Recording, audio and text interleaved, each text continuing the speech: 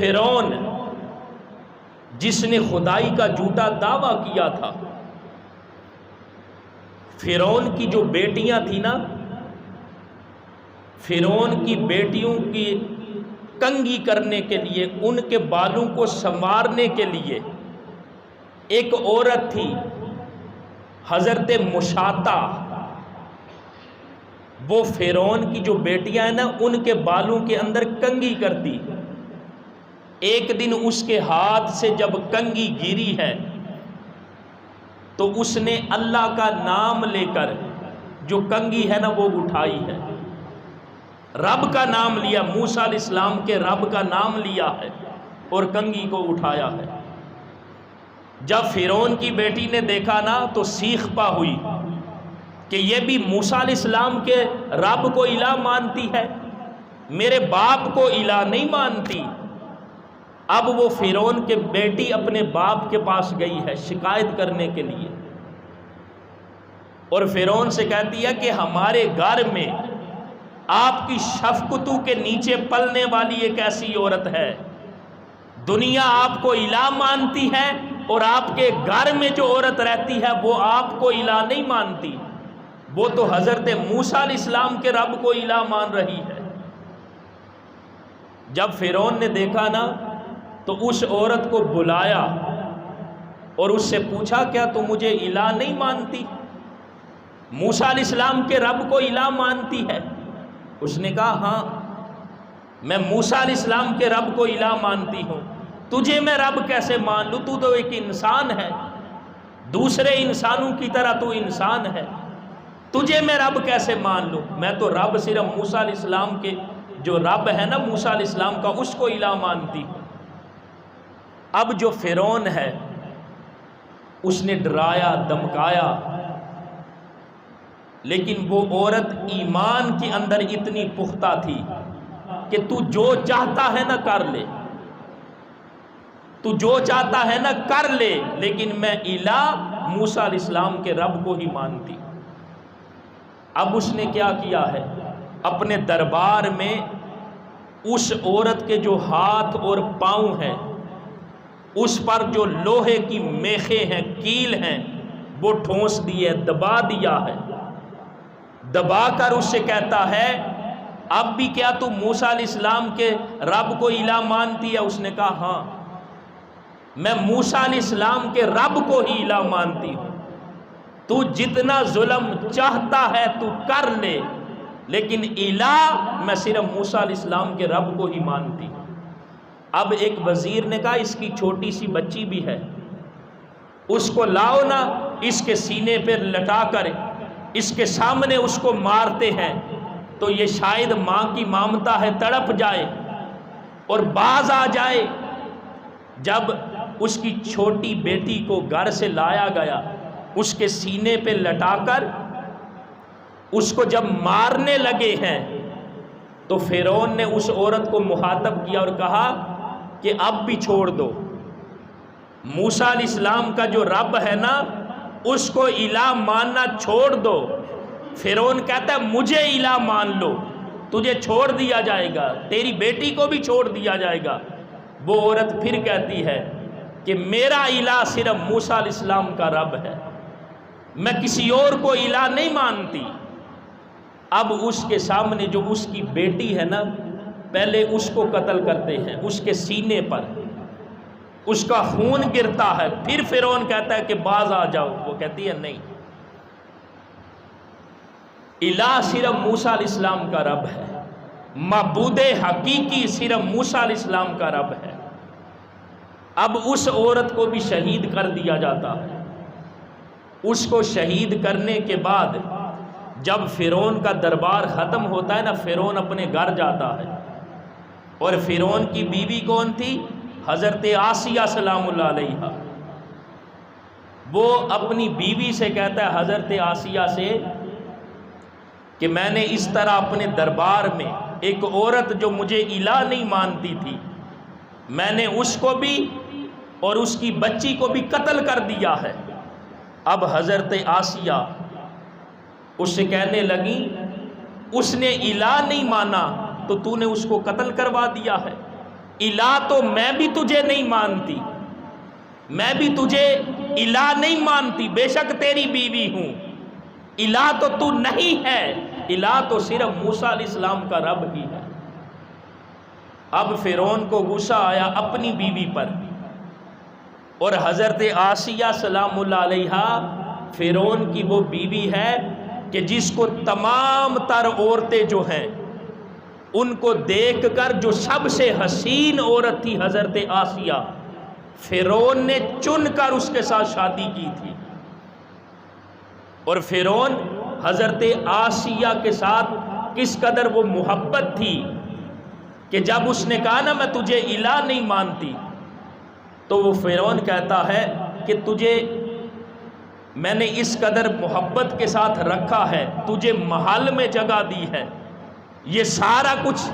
تیرے لیے ہے، اور تو مجھے نہیں مانتی، تو موسیٰ علیہ السلام کا جو رب ہے اس کو الہ مان رہی ہے۔ تو جب فرعون نے سنا نا، فرعون کہتا ہے موسیٰ علیہ السلام نے میری بیوی کو بھی بہکا دیا ہے کہ مجھے الہ نہیں مانتی، موسیٰ علیہ السلام کا جو رب ہے اس کو الہ مان رہی ہے۔ اب فرعون نے اپنی بیوی حضرت آسیہ کو سمجھایا ہے کہ باز آ جاؤ ورنہ تمہارا حشر بھی وہی کروں گا، میں نہیں دیکھوں گا کہ تم میری بیوی ہو، تمہارا حشر بھی وہی کروں گا جو اس عورت کا کیا ہے۔ حضرت آسیہ پھر فرماتی ہیں کہ تو جو چاہے کر لے، لیکن جو الہ ہے، جو معبود ہے، وہ صرف حضرت موسیٰ علیہ السلام کا رب ہے۔ اب فرعون نے کس قدر ظلم و ستم شروع کیے ہیں، اپنا دربار لگایا ہے اور اپنی بیوی حضرت آسیہ کو سارے لوگوں کے سامنے کس قدر ذلیل و رسوا کرنے لگا ہے کہ حضرت آسیہ آپ کا جو چہرہ ہے نا، کہتا ہے میرے محل کی طرف اس کا چہرہ کر کے اس کو لٹا دو،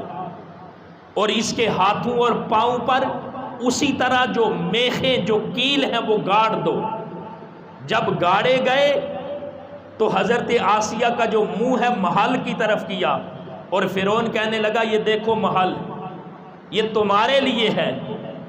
ابھی بھی تم موسیٰ علیہ السلام کا جو رب ہے نا اس کو ماننے سے انکار کر دو۔ فرعون کہتا ہے ابھی بھی مجھے الہ مان لو، مجھے الہ مان لو، میں تمہیں چھوڑ دوں گا۔ حضرت آسیہ سلام اللہ علیہ پھر وہی کہتی ہیں کہ رب تو صرف حضرت موسیٰ علیہ السلام کا الہ ہی ہے، پالنے والا وہی ہے، معبود حقیقی وہی ہے، میں تجھے الہ نہیں مانوں گی۔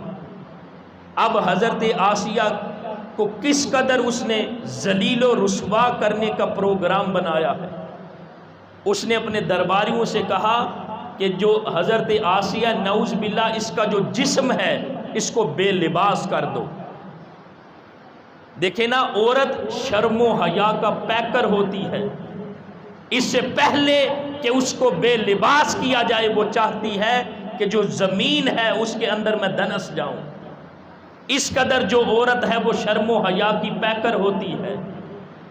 لیکن اس نے کیا کیا کہ بڑے دربار میں سب کے سامنے حضرت آسیہ سلام اللہ علیہ کو بے لباس کیا ہے، اور پھر اپنے درباریوں سے کہتا ہے کہ اس کا جو جسم ہے نا اس کو ابھی نہیں مارنا، اس کے جسم پر جو ماس ہے نا، جلد ہے، اس کو تھوڑا تھوڑا کر کے اتارے۔ اب اس کے درباری تھوڑا تھوڑا جو ماس ہے، چمڑا ہے، وہ اتار رہے ہیں، تھوڑا تھوڑا گوشت اتار رہے ہیں، اور پھر کہتا ہے ابھی بھی باز آ جاؤ۔ حضرت آسیہ سلام اللہ علیہ کا پورا جسم زخموں سے چور چور ہوتا ہے، اور اس کے دربار میں پھر آپ یہی کہتی ہیں کہ جو رب ہے وہ حضرت موسیٰ علیہ السلام کا الہ ہی ہے،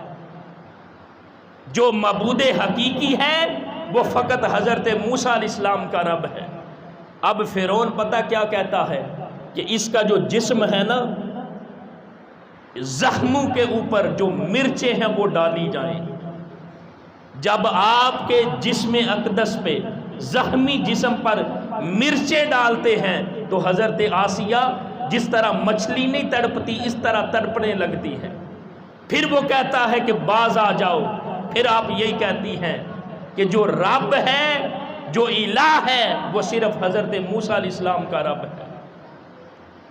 اس انداز میں وہ ظلم و ستم کرتا ہے کہ حضرت آسیہ سلام اللہ علیہا کی جو روح ہے وہ جسم اقدس سے پرواز کر جاتی ہے،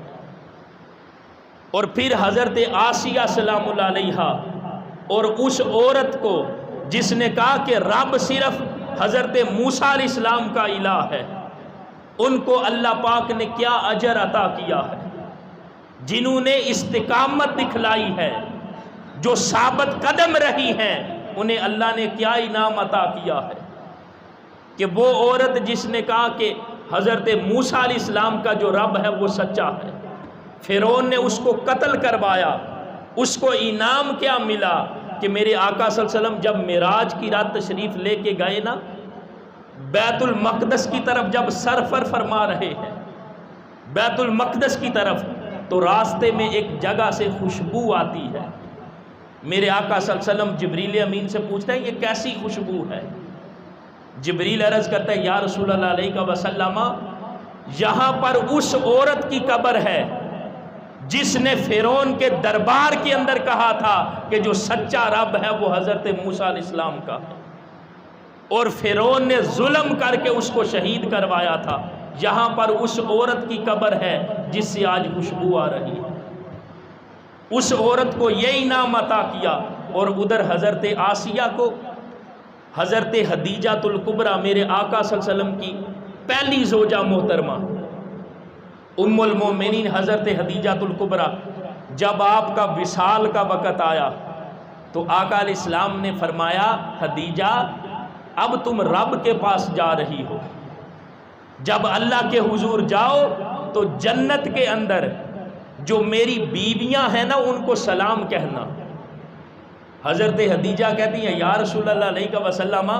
آپ کی تو دنیا میں سب سے پہلی بیوی میں ہوں، اور کون سی آپ کی بیویاں ہیں؟ میرے آقا صلی اللہ علیہ وسلم نے فرمایا کہ تم سے بھی پہلے اللہ تعالیٰ نے مجھے حضرت آسیہ سلام اللہ علیہا اور حضرت مریم سلام اللہ علیہا ان کو جنت کے اندر میری بیوی بنا دیا ہے، ان کو میرا سلام کہنا۔ تو دوستان محترم، وہ حضرت آسیہ جنہوں نے فرعون کے دربار میں استقامت دکھلائی ہے اور کہا کہ سچا رب صرف حضرت موسیٰ علیہ السلام کا ہے، اور ان کو فرعون ظلم و ستم کر کے جب شہید کرتا ہے تو اللہ تعالیٰ ان کو کیسا انعام عطا فرما رہا کہ حضرت آسیہ کو جنت کے اندر اپنے محبوب نبی کی زوجہ بنا دیا ہے۔